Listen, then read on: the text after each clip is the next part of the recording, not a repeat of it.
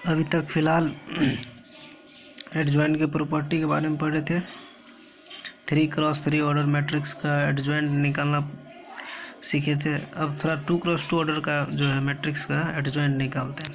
तो एडजॉइंट निकालने का एक फार्मूला है बेसिक जो है,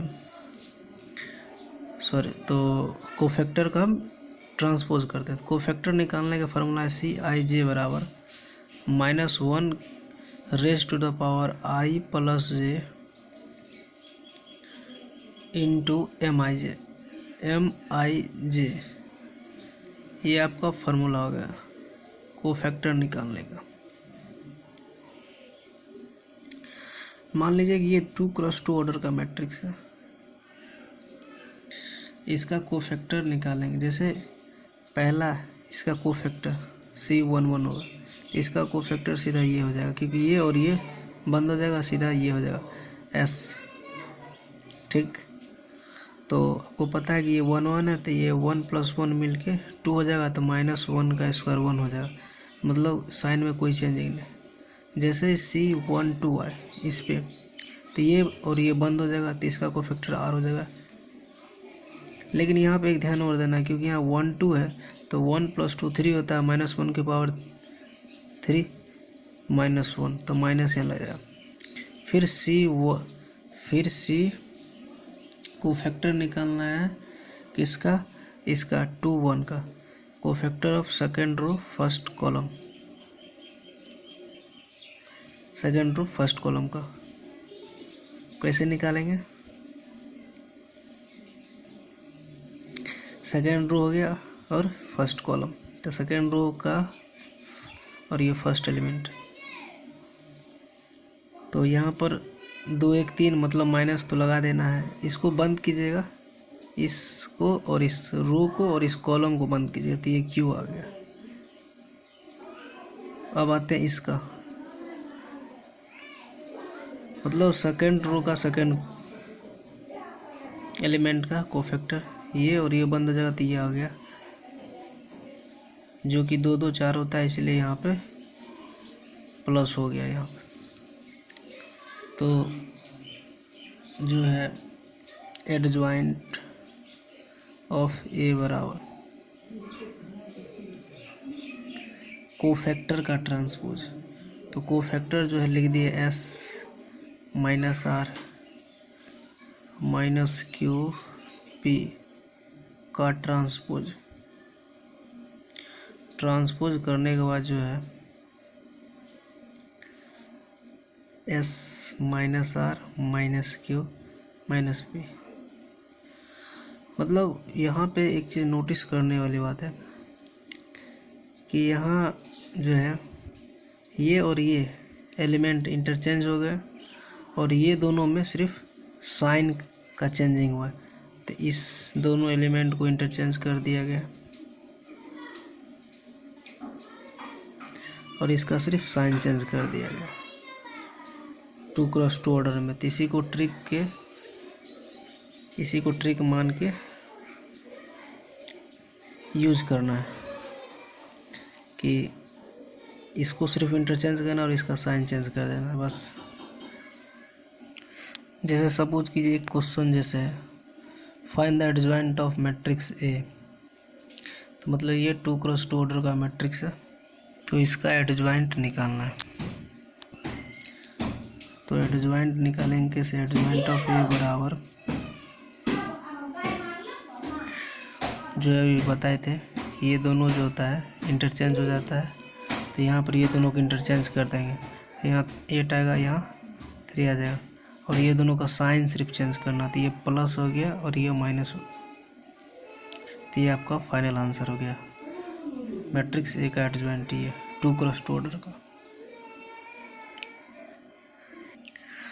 आते हैं नेक्स्ट क्वेश्चन पे, find the adjoint of the matrix A। ये 3x3 ऑर्डर का मैट्रिक्स है, इसका एडजॉइंट फाइंड करते हैं।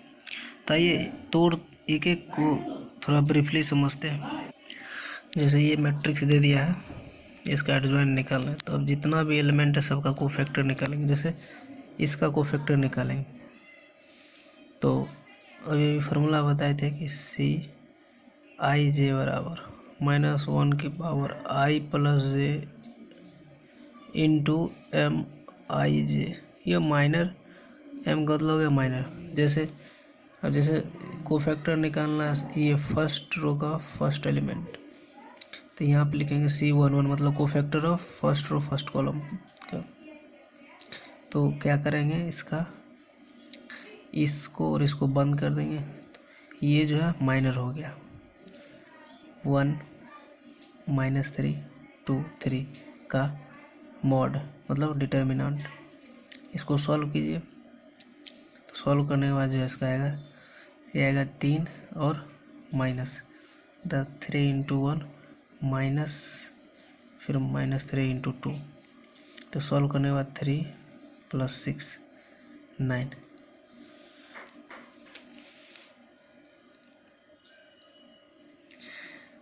तो ये आ गया 9।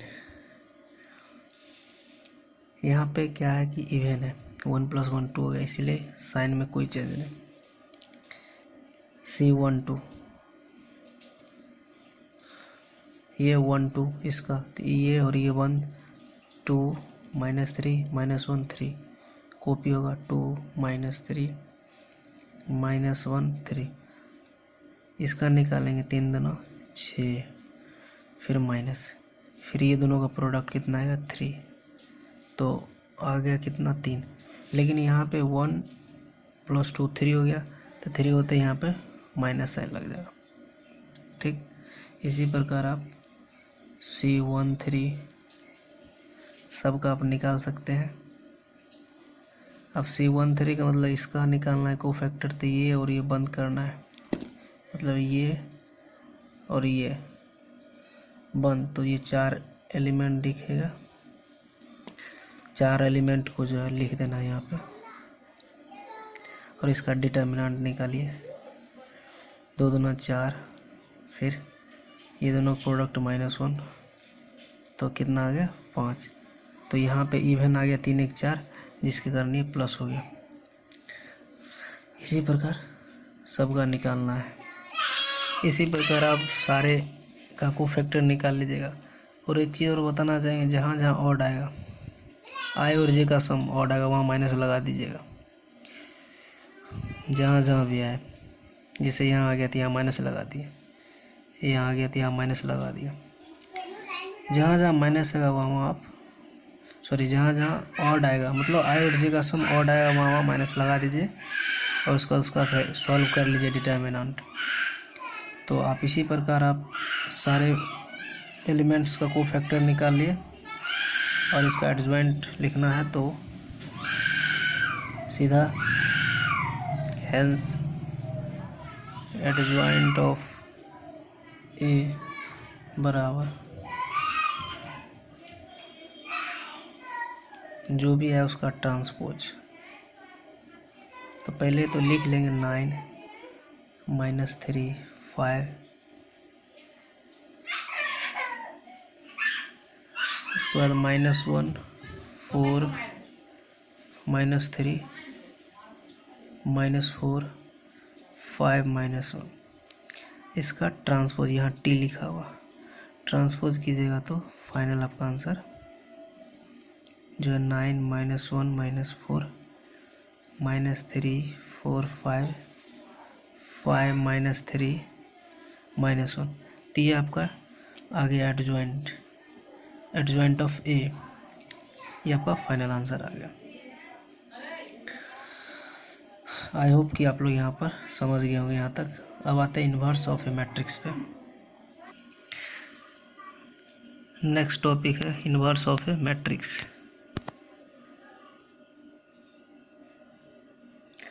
मैट्रिक्स का इन्वर्स कैसे फाइंड करें, तो पहले लिख लेते हैं कि inverse of a matrix is represented by, आते हैं इन्वर्स ऑफ ए मतलब ए का इन्वर्स इज रिप्रेजेंटेड बाय ए पे पावर -1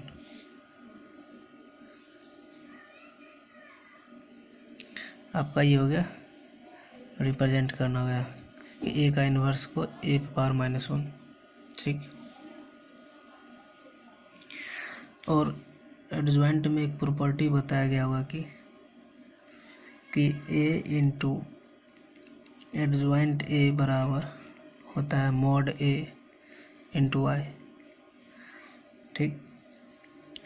तो यहाँ से क्या किए कि ए को नीचे सरकार दिए थे, यहाँ से एडजॉइंट ऑफ ए बराबर आ गया mod A into I upon A. अब क्या किए, इसको नीचे ले आइए, adjoint of A upon mod A बराबर आई बाई ए। तो देखिए दुनिया में सारे लोग जानते हैं कि 1 अपॉन ए होता है ए पे पावर -1 या ए इन्वर्स, लेकिन हमारे दुनिया कुछ अलग है। यहाँ पे जो है ना आई अपॉन ए जो होगा ए इन्वर्स होगा। तो यहाँ पे थोड़ा सा ए इन्वर्स आई अपॉन ए बराबर ए इन्वर्स बराबर हो गया एडजॉइंट ए अपॉन मॉड ए। ये आपका इन्वर्स का फॉर्मूला हो गया। किसी भी मैट्रिक्स का इन्वर्स निकालेगा तो आपको सीधे बोलना adjoint A upon mod A. Mod A का मतलब डिटर्मिनेंट का, मतलब मैट्रिक्स का क्या करेंगे, उसका डिटर्मिनेंट निकाल लेंगे। आइए कुछ प्रॉपर्टी पे आते हैं। इसका 4 प्रॉपर्टी है। पहला प्रॉपर्टी जो है ए ट्रांसपोज का इन्वर्स निकालिए या ए इन्वर्स का पहले फिर ट्रांसपोज निकाल लीजिए, बात बराबर ही पड़ेगा। एडजॉइंट ऑफ ए इन्वर्स का मतलब हो गया कि आप पहले एडजॉइंट निकालें, उसके बाद इन्वर्स करें। कोई भी मैट्रिक्स का पावर का इन्वर्स निकालिए या पहले इन्वर्स निकाल लीजिए, उसके बाद उसका पावर डाल दीजिए। ए बी का इन्वर्स मतलब रिवर्सल लो याद रखना है। ए बी का इन्वर्स का मतलब हो गया बी इन्वर्स बी का पावर -1 इंटू ए का पावर -1 होता है। ये आपका 4 प्रॉपर्टी है। इस पे बेस्ट क्वेश्चन आते बनाते हैं। क्वेश्चन पे आते हैं। क्वेश्चन बोला कि एक मैट्रिक्स दे दिया ए बराबर, बोला फाइंड एडजॉइंट ऑफ ए का मॉड। तो आपको ये प्रॉपर्टी लिखाया गया था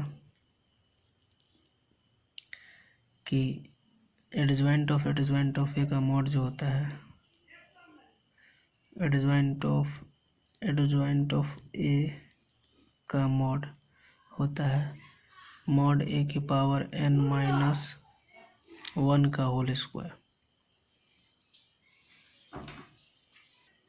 तो यहाँ पे जो है n जो है यहाँ पे ऑर्डर से पता चलेगा। ये 3x3 ऑर्डर का मैट्रिक्स है, इसलिए यहाँ होगा मॉड ए की पावर में 3-1 का होल स्क्वायर, मतलब मॉड ए की पावर 4। अब मॉड ए का वैल्यू कहाँ से आएगा भाई, इस मैट्रिक्स का आप डिटर्मिनेंट निकाल लीजिए। डिटर्मिनेंट निकाल लीजिएगा तो डिटर्मिनेंट्स निकालने आप लोग का आता होगा।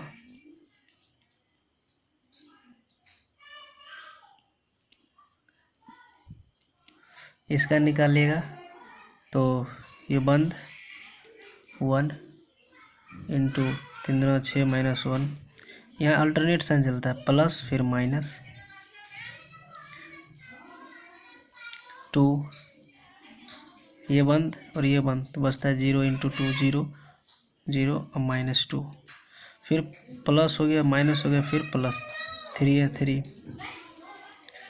ये और ये बंद, 0 इंटू 1 0 -6, सॉल्व करने के बाद 6 + 4 -18।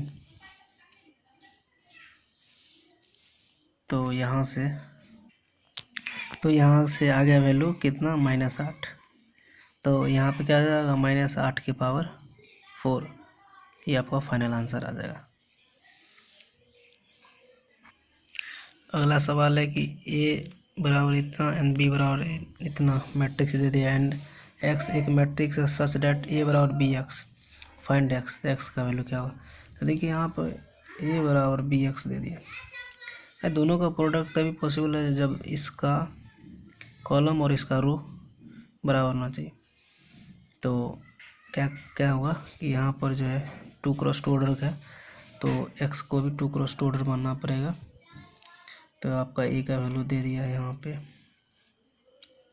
1 2 3 -5, b का वैल्यू दे दिया 1 0 0 2, और ये 2x2 इसलिए मानेंगे क्योंकि मल्टीप्लिकेशन तभी फिजिबल है जब इसका कॉलम और इसका रो बराबर है। तो इसको ए बी सी डी मानना पड़ेगा, 2x2 ऑर्डर का ही तभी पॉसिबल है। और सीधा मल्टीप्लाई एंड कंपेयर, देखिए इसको इसके साथ मल्टीप्लाई करेंगे ए, ये प्लस ये 0 हो गया, फिर इसके साथ करेंगे तो बी, ठीक है, और इसके साथ 0, फिर इसको ऐसे करेंगे 0, ये 2c हो जाएगा, ठीक, फिर ये 0, फिर 2d हो जाएगा। सीधा आप यहाँ से कंपेयर करके फाइनल आंसर निकाल लीजिए। तो यहाँ से कंपेयर करना है, ए 1 के बराबर हो गया, बी 2 के बराबर, सी हो गया कितना 3/2 के बराबर, और डी हो जाएगा -5/2, इसलिए एक्स बराबर जो होगा आपका 1 2 3/2 और ये हो गया -5/2। तो ये आपका फाइनल आंसर आ गया, क्योंकि आप कंपेयर करके ABCD की वैल्यू निकाल लीजिए और उसके बाद एक्स बराबर हम माने थे ABCD, बस वैल्यू रख देना है। नेक्स्ट क्वेश्चन है कि if A is a matrix such that 3a³ + 2a² + 5a + i बराबर 0, देन A इनवर्स क्या होगा। देखिए हमको A इनवर्स निकालना है, तो यहाँ पर आप लोग सोचिएगा ये तो दिया नहीं है, तो सिम करना कुछ नहीं कि i को यहीं छोड़ दीजिए और जितना भी पार्टी है सबको इधर भेज दीजिए RHS में, जितना भी ये वाला पार्ट। अब क्या कीजिए A इनवर्स से बहुत सारे मल्टीप्लाई कीजिए, A इनवर्स से मल्टीप्लाई करते देखिए क्या होगा। यहाँ पे तो -3a² हो जाएगा, इधर हो जाएगा -2a और इधर हो जाएगा +5, सॉरी इधर -5 हो जाएगा। तो ये आपका आंसर हो गया A इनवर्स, आई हो गया A इनवर्स बराबर हो गया फाइनल आंसर 3a² -2a -5, और आपको ऑप्शन में मिलेगा, टिक मार के चल दीजिएगा। ये आपका आंसर हो गया फाइनल।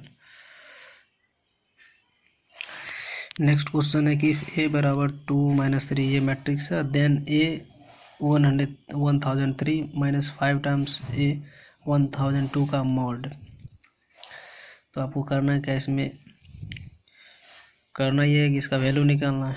तो वैल्यू निकालना आप क्या कीजिएगा, या दोनों में कॉमन दिख रहा है, A के पावर 1002 का मॉड बाहर आ जाएगा, अंदर में बचेगा A -5i। अब मॉड इसका मतलब हो गया A के पावर 1002। अब क्या करना है कि A बराबर दे दिया है यहाँ पे इतना 2 -3 1 -5 टाइम्स i का वैल्यू हमको पता है 1001। तो सिंपली क्या करना है, इसको सिंपली सॉल्व कीजिएगा। तो यहाँ से पहले मॉड A का वैल्यू निकाल लेते हैं। तो यहाँ से मॉड A का वैल्यू कितना है, 2 -2 और +3 मतलब 1, मतलब मॉड A बराबर आ गया 1, मतलब 1 के पावर कुछ भी रहेगा 1 ही आएगा। अब इसका सीधा सॉल्व करते हैं और आंसर निकालते हैं।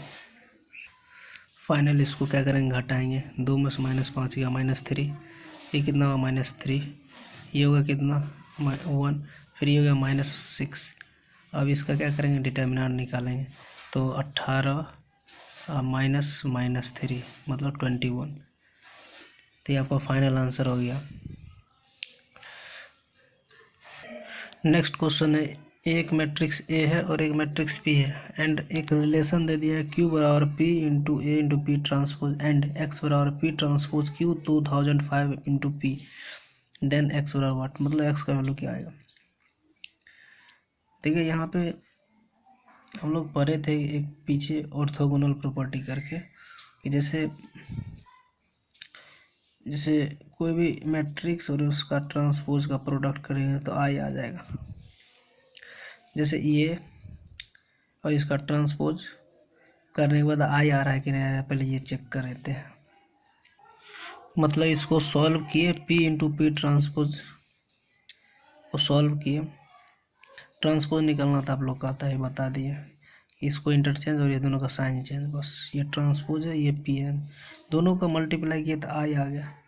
तो देखिए यहाँ पे जो है एक चमत्कार क्या करते हैं, जैसे दिया है Q into P A into P transpose, इसको क्या करते हैं कि बहुत सारे पी ट्रांसपोज से मल्टीप्लाई करते हैं। पी ट्रांसपोज से मल्टीप्लाई करते ही देखिए क्या बन जाएगा, ये बन जाएगा पी ट्रांसपोज पी बन जाएगा आई, ठीक। और फाइनल जो है पी ट्रांसपोज क्यू बराबर आ जाएगा ए इंटू पी ट्रांसपोज। अब फिर यहाँ पे एक पी बच गया, पी ट्रांसपोज बच गया, तो क्या करते हैं कि दोनों साइड पी से मल्टीप्लाई करते हैं। पी से मल्टीप्लाई करते ये तो आई बन गया, और इधर क्या बन गया P into P transpose into Q, A into I A, P into P transpose into Q बन गया। तो यहाँ से एक चीज़ का अनुमान लगा, एक चीज़ नोटिस करनी होगी यहाँ से, जैसे दिया हुआ है कि x बराबर P transpose Q 2005 into P, तो देखिए P into P transpose into Q क्या बन जाएगा, ए बन जाएगा। यहाँ पे वही चीज़ दिख रहा है, थोड़ा इस P को इधर लिख देते हैं, P ट्रांसपोज इंटू क्यू की पावर 2004, ये क्या बन गया, ए बन गया, ठीक। तो चलिए आते हैं यहाँ जो स्टार्ट करते हैं। यहाँ जो है पी ट्रांसपोज इंटू क्यू जो होता है ए इंटू पी ट्रांसपोज के बराबर, तो आप इस पूरे की जगह क्या लिख सकते हैं, ए इंटू पी ट्रांसपोज, तो इस पूरे की जगह A into P transpose copy कर दिए, और क्यू 2004 कॉपी किए, और ये P as it is copy कर दिए। फिर देखिए कि पी ट्रांसपोज क्यू जो है यहाँ पे मिल गया, फिर पी को एज इट इज छोड़ दीजिए, यहाँ ए है, और एक क्यू इससे निकाल लीजिए, तो क्या होगा कि यहाँ पे क्यू 2003 आ गया। फिर से क्या हुआ, P transpose into Q, A into P transpose आ जाएगा, ठीक। तो फिर क्या करेंगे, इसके जगह क्या लिखेंगे, ए इंटू पी ट्रांसपोज, ठीक, इंटू क्यू 2003, तो ये ए इंटू ए स्क्वायर हो गया, ये पी ट्रांसपोज है।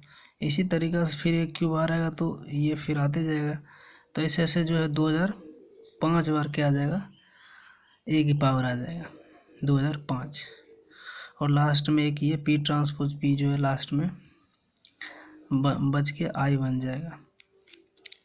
तो यहाँ से क्या हो जाएगा, आप ऐसे करते करते जो इसका फाइनल जो है 2005 बार आएगा, तो ये 2005 होगा, लास्ट में ये 2005 और ये पी इंटू पी ट्रांसपोज बचेगा, ये दोनों का प्रोडक्ट जो है आई हो जाएगा।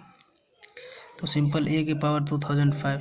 अब ये है क्या, ये जो है ये जो दिया हुआ है यहाँ पे, क्योंकि हम ऊपर प्रूफ कर दिए थे पी इंटू पी ट्रांसपोज आया होता है ऊपर में यहाँ पे, और हमको जो है ए 2005 का वैल्यू क्या होगा, तो आप जो है ए जो डिटर्मिनेंट यहाँ दिया, सॉरी मैट्रिक्स जो दिया हुआ है यहाँ ए का वैल्यू, इसका आप मॉड निकालेगा, मतलब डिटर्मिनेंट, इसका क्या होगा 1 आ जाएगा सीधा, तो यहाँ पर क्या हो जाएगा ए की पावर 2005 बराबर एक आपका आंसर आ जाएगा final.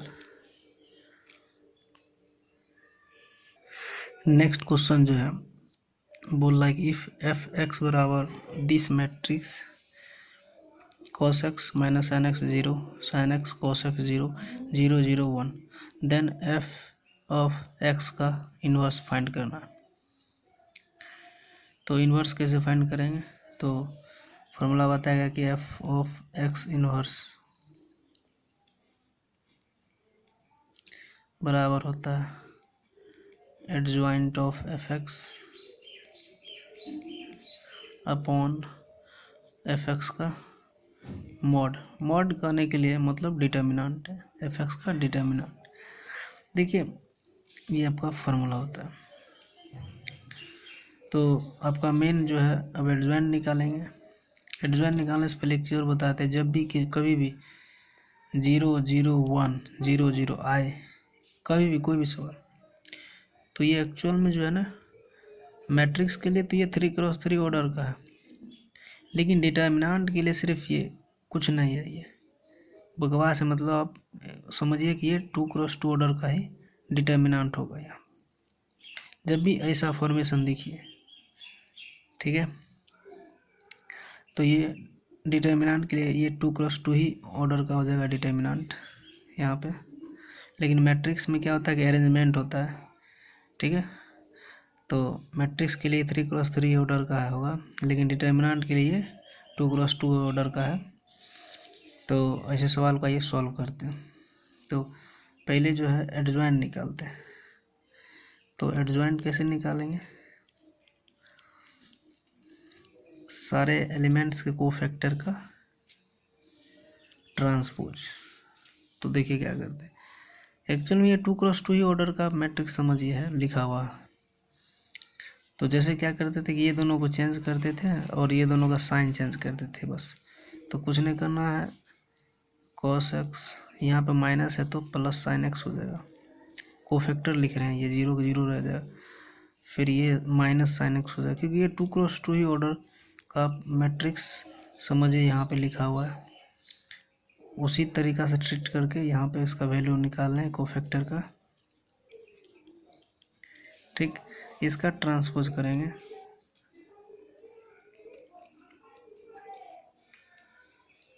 cos x sin x 0, ठीक, cos x sin 0, फिर minus sin x cos x 0, फिर 0 0 1, ठीक है। तो ये आपका हो गया ट्रांसपोज, ठीक। तो ये आपका हो गया एडजॉइंट। और मॉड एक्स मतलब इसका वैल्यू डिटर्मिनेंट। तो देखिए इसमें जो है इस रो के लॉन्ग खुलेगा तो इसका वैल्यू 0 आ जाएगा, ये 0 आ जाएगा। तो यहाँ से क्या आ जाएगा, इसके लिए इसका होगा cos square plus sin square 1। तो मतलब यहाँ से मॉड एफ ऑफ एक्स का वैल्यू जो आएगा 1 के बराबर आएगा। तो नीचे डिवाइड बाय 1 कीजिए, ठीक है। तो कोई फर्क नहीं पड़ेगा। तो आपका क्या आ जाएगा, अब इन्वर्स निकालना है। तो एफ ऑफ एक्स का इन्वर्स बराबर जो है वैल्यू जो है cos x sin x 0 0 1 cos x 0 0 minus sin x बट्टा 1, सॉरी यहाँ बट्टा 1 करेंगे क्योंकि यहाँ पे एफ इन्वर्स एक्स निकाल लें। इस पे बैठा दीजिएगा तो आपका ये आपका फाइनल आंसर आ गया। यहाँ पे आप 1 नहीं बैठाइएगा, ये तो एडजॉइंट का वैल्यू आ गया यहाँ पे। तो आपका फाइनल आंसर यहाँ पे आ गया। आते हैं नेक्स्ट क्वेश्चन पे। क्वेश्चन बोला इफ ए बराबर this matrix and u1, u2 are two matrices such that a into u1 बराबर this matrix and a into u2 बराबर this matrix, then u1 plus u2 की वैल्यू क्या होगा। देखिए मैंने यहाँ हमको u1 और u2 टारगेट रखना है, फाइंड करना है, ठीक। तो u1 और u2 फाइंड करना है, कैसे फाइंड करेंगे। तो यहाँ पर एक चीज़ आपको दे रहा है, हिंट क्या दे रहा है कि ये दोनों का प्रोडक्ट ये किस ऑर्डर का मैट्रिक्स है, एक रो हो गया, ठीक, सॉरी 1 2 3, 3 रो हो गया और एक कॉलम हो गया। ये 3x1 ऑर्डर का आ गया मैट्रिक्स, ठीक है, 3 रो और 1 कॉलम। तो आपको यहाँ पे ये दोनों का जो मल्टीपल है वो क्या दिया, 3x1 ऑर्डर का मैट्रिक्स दिया। तो यहाँ पे जो है ये हमको पहले दे दिया, ये 3x3 ऑर्डर का मैट्रिक्स दे दिया। तो अब इस मैट्रिक्स में कौन से ऑर्डर वाले मैट्रिक्स से मल्टीप्लाई करे जो ये ऑर्डर का आ जाए मैट्रिक्स। तो आपको यहाँ पे जो U1 को मानना पड़ेगा ये 3x1 ऑर्डर का। क्यों, क्योंकि इसका और इसका मल्टीप्लाई कीजिए, क्योंकि ये जो है 3x3 ऑर्डर का और U जो है 3x1 ऑर्डर का। और फाइनली हमको बताया कि इसका कॉलम और इसका रो बराबर होना चाहिए, तो ये मल्टीप्लिकेशन पॉसिबल। चलिए बराबर भी आ गया, मल्टीप्लाई करेंगे तो फाइनल क्या आएगा, 3 रो एंड 1 कॉलम। तो फाइनली जो प्रोडक्ट आएगा 3 रो और 1 कॉलम का आएगा, तो जो हमको यहाँ मिल रहा है। इसलिए U1 बराबर ABC 3x1 ऑर्डर का मैट्रिक्स बनना पड़ेगा। तो अब आप जस्ट सिंपली आप क्या कीजिए, एक A इंटू U1 बराबर ये है, तो एक जगह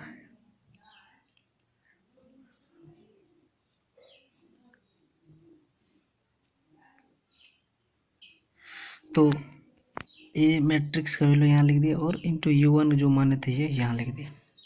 अब सिंपली मल्टीप्लाई करना, इसको इसके साथ करेंगे तो सिंपल A दिखेगा, और इसको इसके साथ करेंगे तो 2A प्लस B दिखेगा, और इसके साथ करेंगे तो यहाँ 3A plus 2B plus C दिखेगा, जो कि उसके बाद कंपेयर करेंगे and then simplify and ABC का वैल्यू आ जाएगा।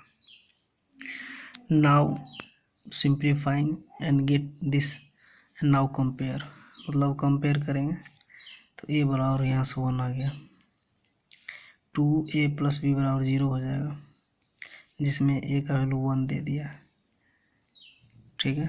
उसके बाद 3A plus 2B plus C बराबर 0, तो यहाँ तो A बराबर 1 आ गया, लेकिन यहाँ से 2 इंटू 1 2, B बराबर -2, यहाँ पे 3 इंटू 1 3 प्लस प्लस क्या होगा, 2 इंटू -2 तो -4 प्लस C बराबर 0, यहाँ C का वैल्यू क्या आ गया 1, ठीक है।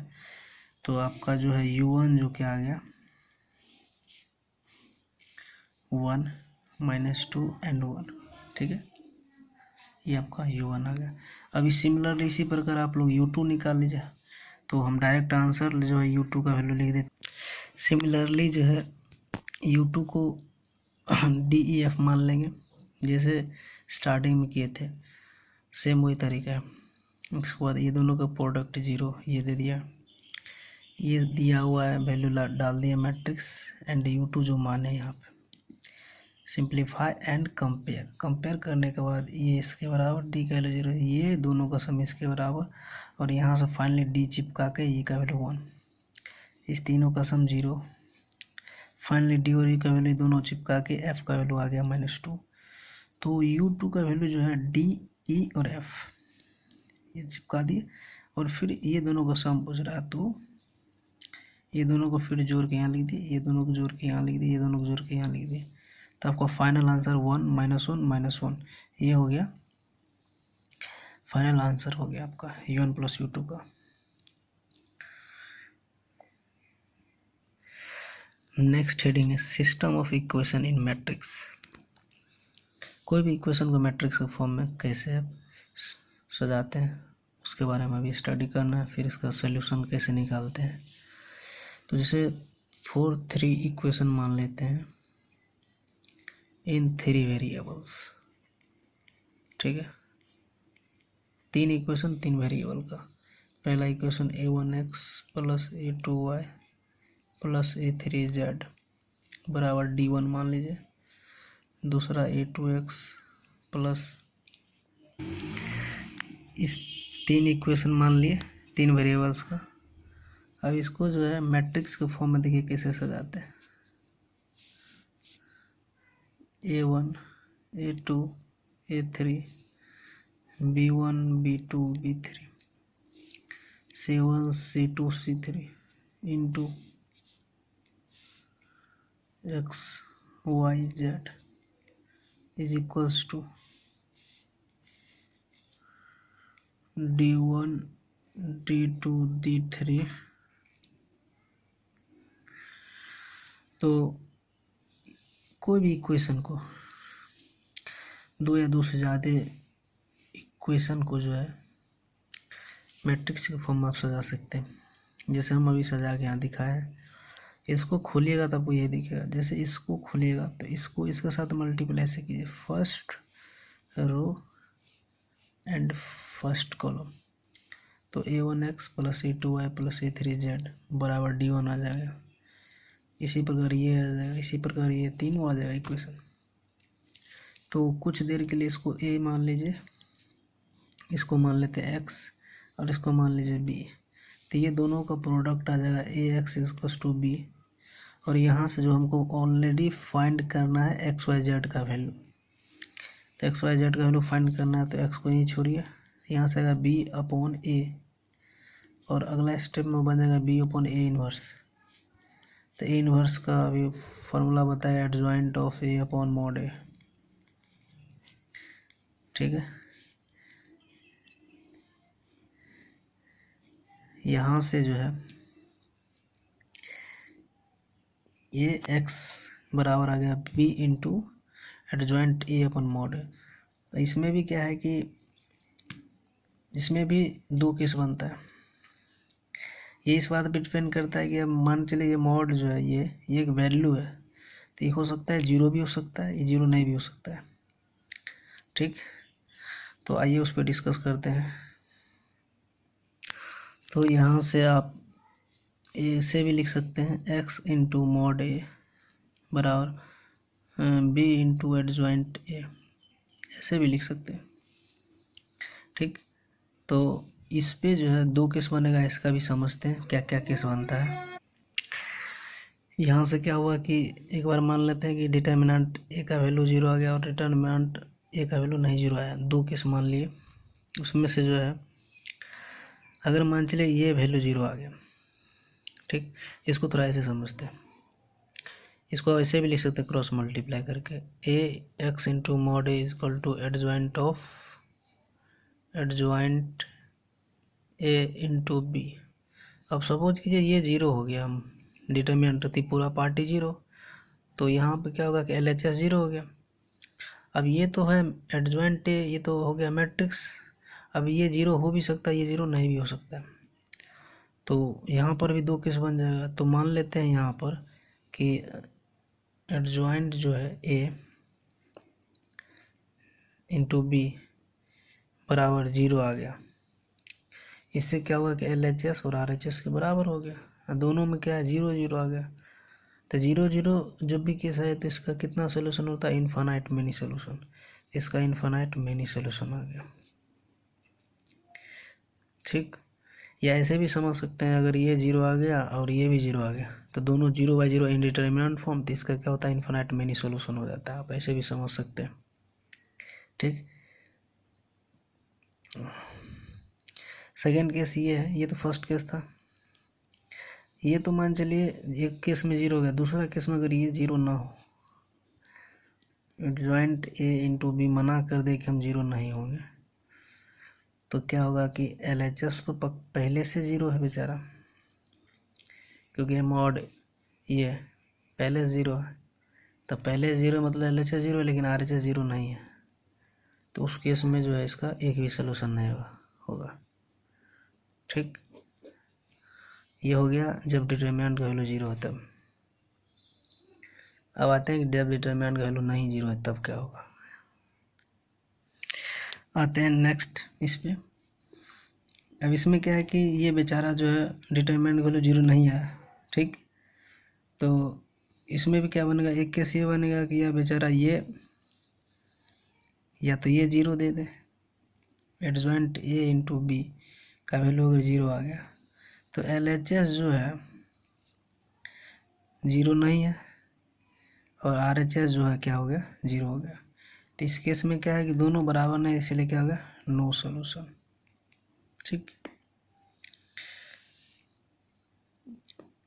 ठीक है, नो सोल्यूशन।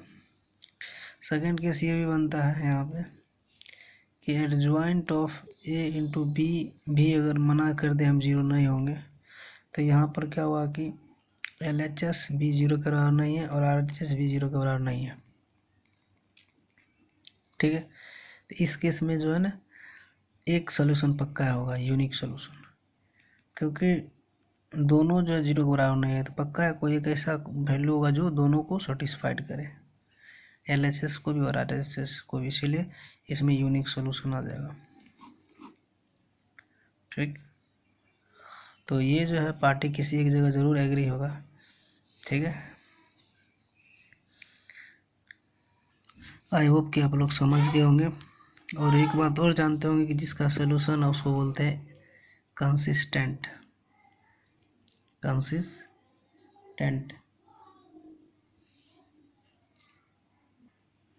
उसको बोलते हैं कंसिस्टेंट।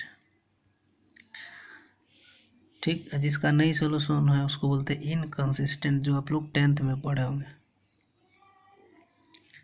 इनकंसिस्टेंट, जिसका सोल्यूशन हो कंसिस्टेंट, जिसका सोल्यूशन नहीं उसको इनकंसिस्टेंट। जैसे ये बेचारा यूनिक सोल्यूशन है तो इसको भी कंसिस्टेंट बोल सकते हैं। ये नो सोल्यूशन है तो ये इनकंसिस्टेंट हो गया। तो ये सब सारे टर्म है जो आपको याद रखने हैं, जो आगे डिटर्मिनेंट में काम आएंगे। सॉल्व करते हैं। Solve the following system of equation using matrix method. मतलब ये 3 इक्वेशन दे दिया है जिसमें 3 अननोन है, तीनों का वैल्यू निकालना है यूजिंग मैट्रिक्स मेथड से। तो अभी बताए थे, तो इस इक्वेशन को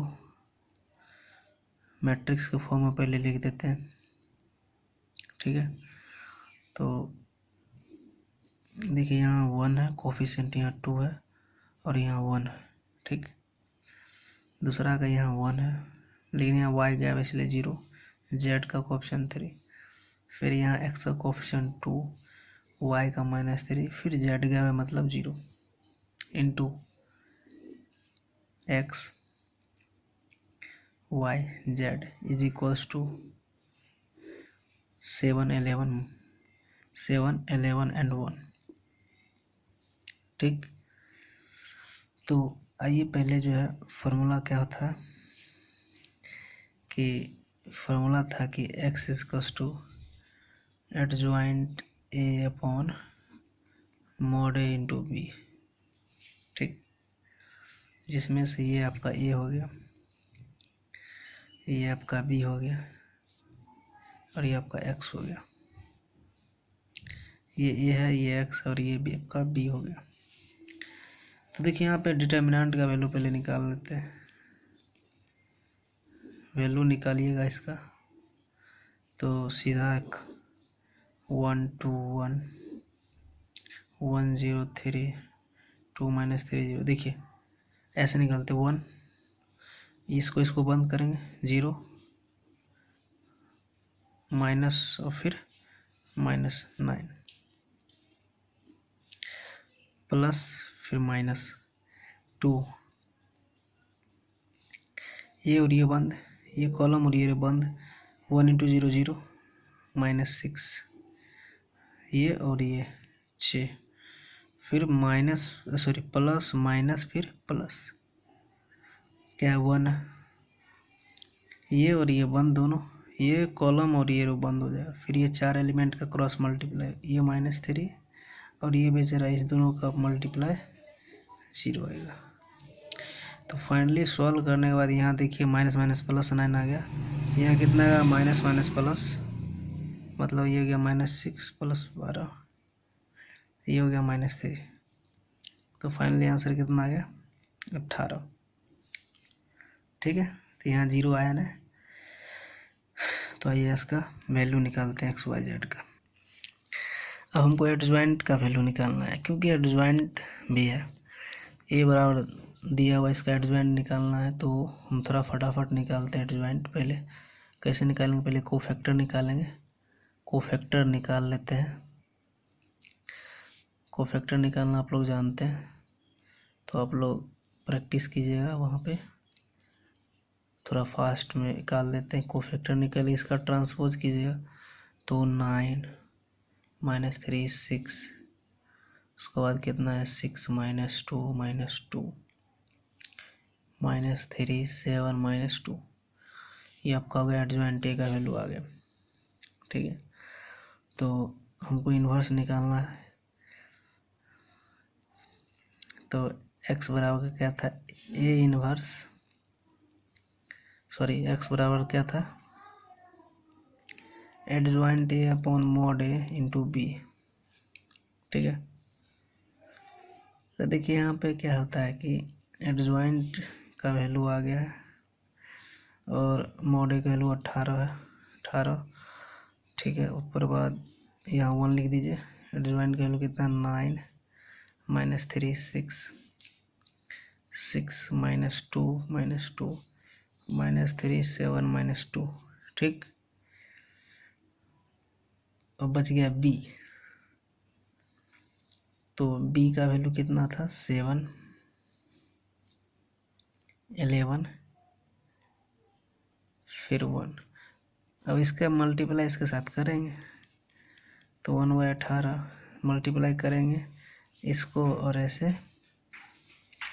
तो आएगा फाइनल 63 - 33 + 6।